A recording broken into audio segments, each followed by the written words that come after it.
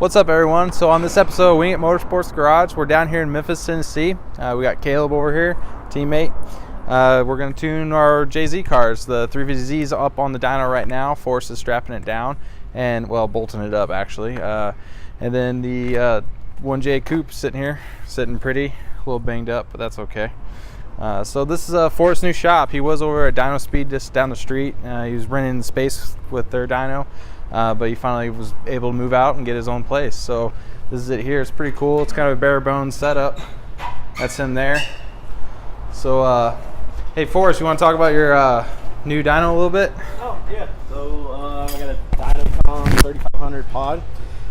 This thing can it's supposed to be able to read like 2,000, 2,500 horsepower. I haven't been that far up yet, but maybe one day we'll see. It's got an eddy current brake, so we can lock the car in at different load ranges and really dial the tune in perfectly. All right, cool. Yep, so that's it right now. So he's going to finish that up, and hopefully he's got the bass tune, got the idle set up on the 2J. He's going to get it all bolted up, get all the safety stuff on there so it doesn't come flying off, and then hopefully get this tuned within the next hour or two. We're looking forward to that. And then if we got time, we might throw Caleb's on there, but we might wait till tomorrow morning. But let's give you a little walk around in the shop. A ton of open space. And this is the kind of stuff that Forrest works on here. Like, well, you can see my POSZ, $15,000 car, and then you got an LS7 freaking 60 anniversary Corvette sitting here. So, this thing's all cammed out. He's got a bass tune on it. He's trying to finish it up. And then some kind of Trans Am. It's got, I don't even know what's in this thing, but it's a lot. It looks like some kind of charger on it. Maybe, I don't know. Yeah, it's got like a Pro Charger sitting down in there. So this thing's probably fucking fast. So that's it for now. So we'll do a update on the video. I'm hoping to make on the old setup of the 2J, it made 501 to the wheel on 18 pounds of boost, but that was on race gas. So I'm hoping to get close to that on the pump. We'll see. I mean, obviously anything over 400 would be fun, but I'd like to get at least a 450 if I can. That'd be pretty cool, but we'll see. But I'll do a finish up video for that, and then we'll, do Caleb's car later on. So stay tuned.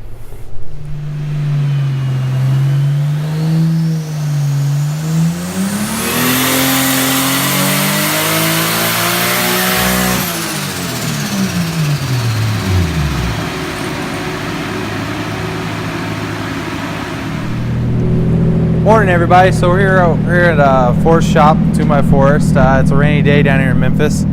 So we finished my car up late last night. It went pretty well as far as I'm concerned. Nothing broke. It got tuned. It's done. So I got it sitting out here. It's out in the cold rain.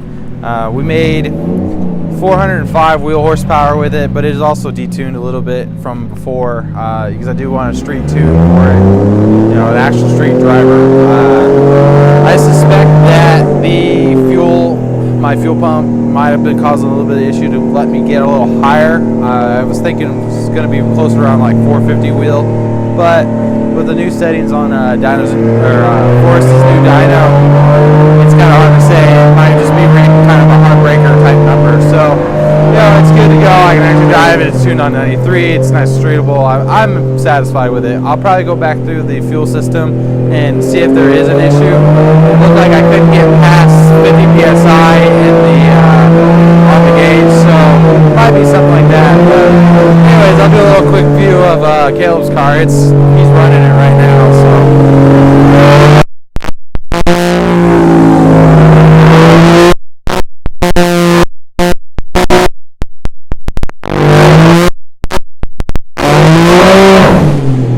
So Forrest is in the middle of that. Hopefully that won't take too much longer. And we're aiming for around 400 horsepower for his car. It's a 1J with the GT35 turbo 1000cc injectors. Pretty much same as my RB, except that it's a JZ. So it's a pretty similar setup. I'm looking forward to it because whatever power he makes is probably real similar to whatever power I make, and I don't have to put mine on dyno, which would be cool. But yeah, that's pretty much it for right now. I'll do a kind of recap later on with both cars maybe side by side, or tonight when we get back to St. Louis. So, and I'll fill you in on the numbers that Caleb makes. he's hoping for 420, but I will see. So, but anyways, that's it for now.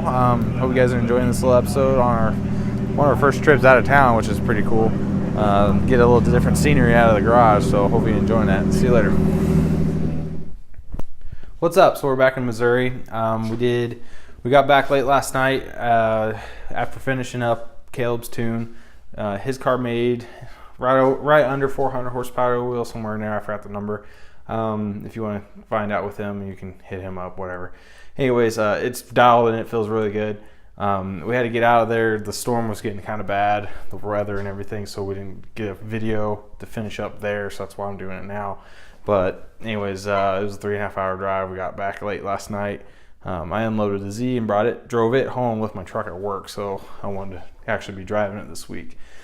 So anyways, that being said, that was finished. Everything went real well. I got to probably sort out my fuel issue with the Z if I want to try to crank more power out of it. So that's like another, that's later down the road. I can drive it, feels good, and we got a license, plated, everything like that. So that being said, today we slept in, and then I got to work on the 240SX. So here is the new motor. Got it all the way stripped down.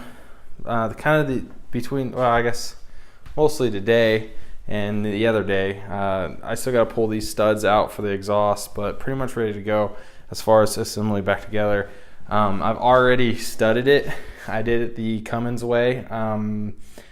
Kind of an experiment. I read on the internet a couple guys have done it where they pull out one stud at a time and then they torque it, and then you go through it all and then you torque it again, in the right sequence and stuff. So we're gonna try that. Hopefully it holds together. If not, I guess worst case scenario, I'm back where I'm at. I started from, except by bottom end will be a lot better, start, because the other one obviously was low compression and it was failing anyway. So here's the old motor. Me, Scotch, and Caleb wanted to see it and tear it down. So number 4 is the one that went out on me again. I actually think that what happened was, partly I think it sealed up fine. I think something got in there, and it's just coincidence that it was number 4 again. So you can see a pinhole here, a couple pinholes there, and there's some banging around right here. So on the inside of the head, on this spot and on that spot, it's a couple grooves, or a few grooves, kind of marked up, kind of like how this one is. In my theory, what happened was something fell down in there or got sucked up through there, which who knows. It's kind of hard saying. I'm just going to show you guys here it is.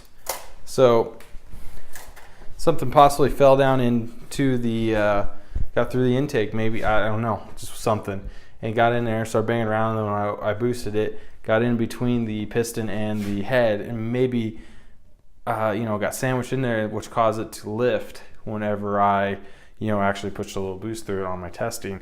Because basically what happened was, as you can see right here, let me line it up for you guys. Number 4 failed. It looks like basically like a lift.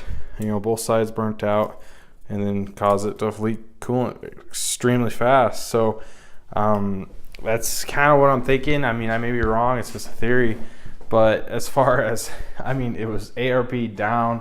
Everything seemed to be good whenever I first tested it, as far as like sealed up and tight.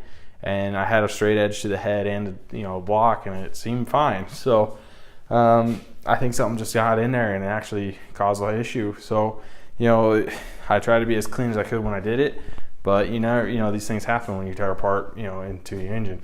So the new motor stayed a lot more careful with it, but I didn't have to lift the head, so I'm going to clean all the other parts before I put them back on the intake, the exhaust manifold, stuff like that, and hopefully we have better luck this time. So the all-wheel drive RB25 Neo motor. So if you go on the internet and you start searching around for this sort of thing, you're going to find out that no one knows anything about it. I'm going to tell you guys what the main differences are. So the transmission will bolt up. It's going to happen. And it's the same bolt pattern. So whatever you read on the internet, it's wrong. It bolts up fine.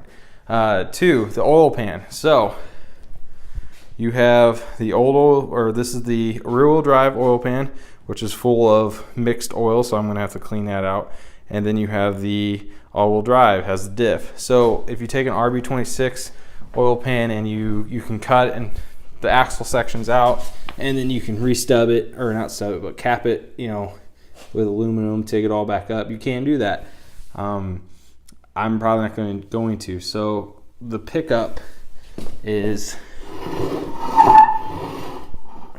if you look straight down at it, the pickup on this one's slightly farther forward. This one's a little back.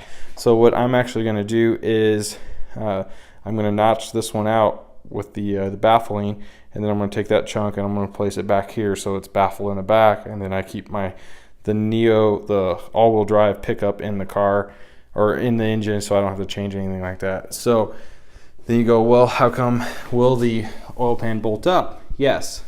So as you can see here, this uses a stud setup, and you can see on the all-wheel drive block it has a wider flange.